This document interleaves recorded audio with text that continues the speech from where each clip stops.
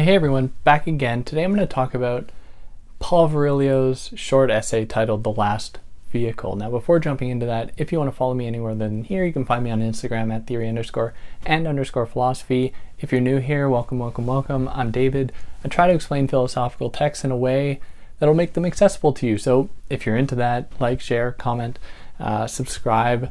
I'd love to see you back here. Tell your friends, they might get a kick out of this, or they might not. Whatever.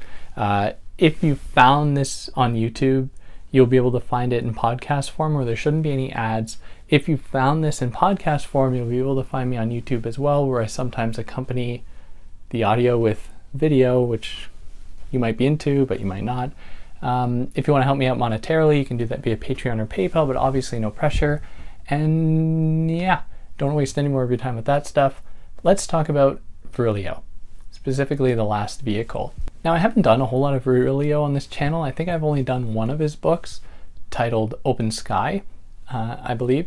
And because Virilio is someone that I really like his work, but there are very clear kind of conservative, religious, Christian undertones that really turn me off. And there's just a general fear of anything change in his work.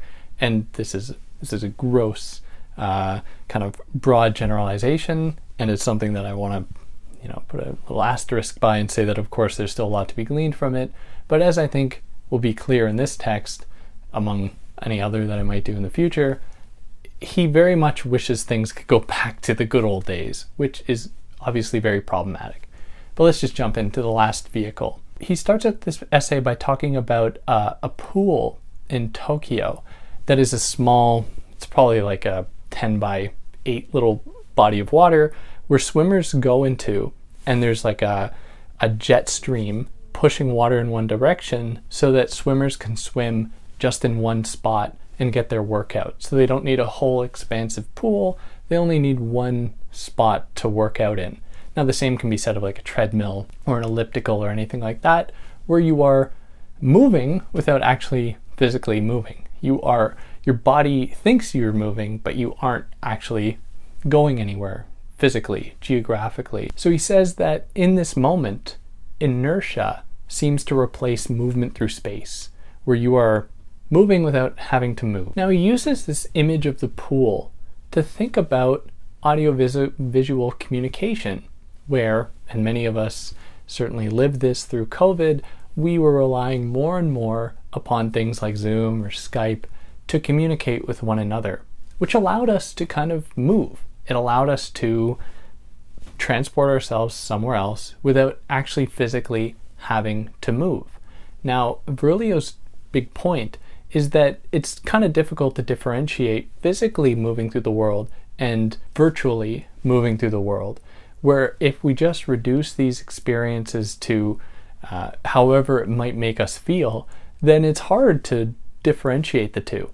Now what he's going to come to say is obviously he prefers physically moving through the world as having more of an attachment to the world and to each other. And so he is very skeptical of the emergence of new kinds of communication that sort of replace traveling. So if I were to give an example, let's say you were on a plane and you were physically on a plane moving from New York to Paris. You're going to Paris, you aren't physically moving your body, but you're traveling there anyways. And the same could be said if you were on a ship from a few hundred years ago, or a carriage from even longer before then, or whatever. You could move without physically actually having to move. But now let's imagine that on your trip to Paris, you're watching one of those little TVs on some of the nicer planes on the back of the seat in front of you, and you're watching a film that takes place in, I don't know, Nigeria, hypothetically, whatever, someplace in the world. So in that moment, you are traveling to Paris without physically moving, but you are almost living, experiencing Nigeria while also not moving.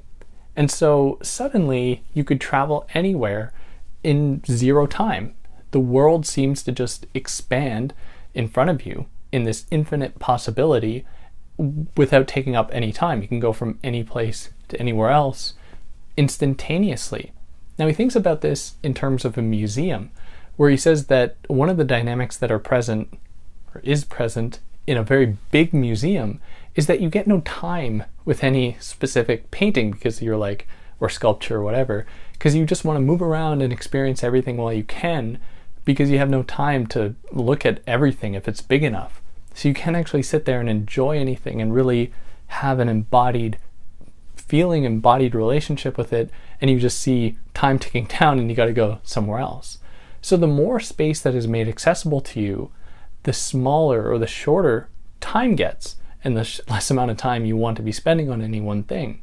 Which I think he would extend to say that, oh well, people today are so much more impatient.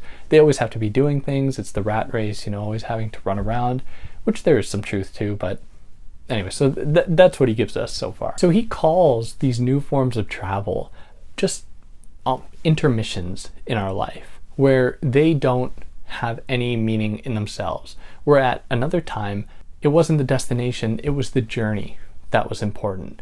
It was about the process of getting somewhere.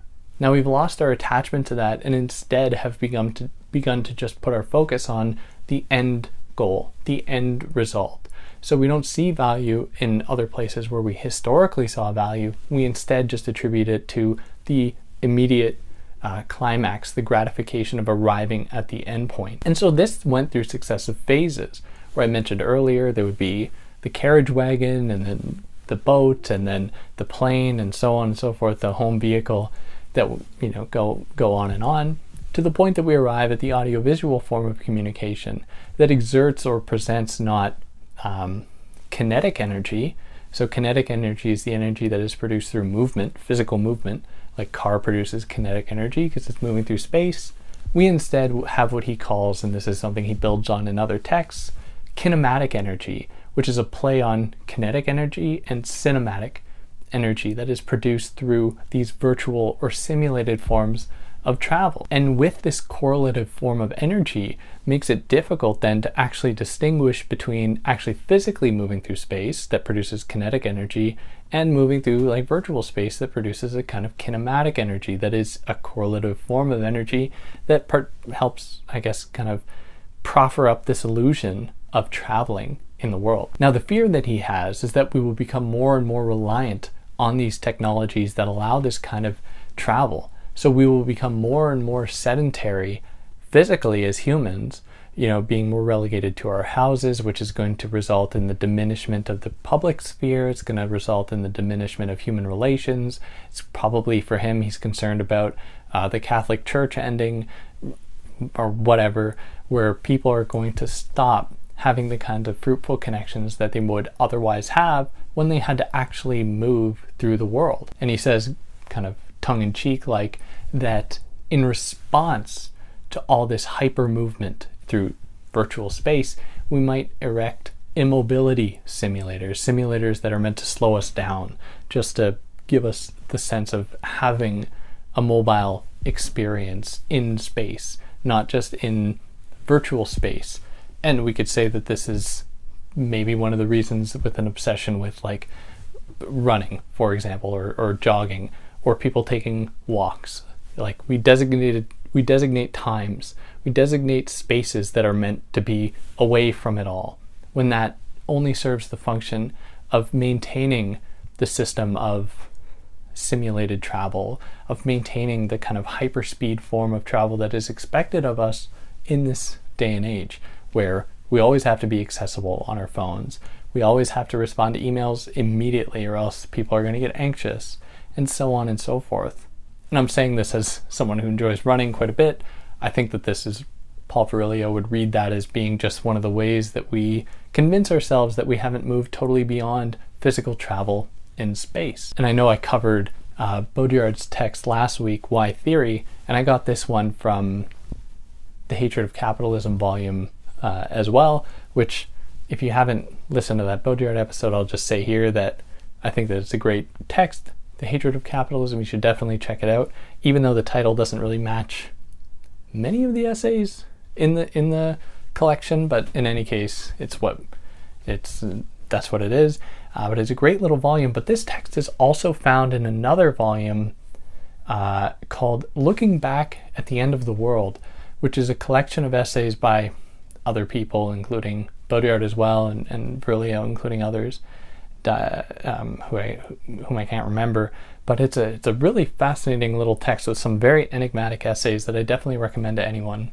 Like, This Is It specifically, it's a very tiny little text with a bunch of different essays by Gebauer, Camper, Lenzen, Morin, Wolf, a number of different thinkers that I don't know what was happening for them to collect these essays, but some very interesting ideas coming out of this little book that I definitely recommend to anyone. Where you'll find this essay in is actually where I first found it, where I think that you could glean a lot from the rest of it. But yeah, just rambling at this point.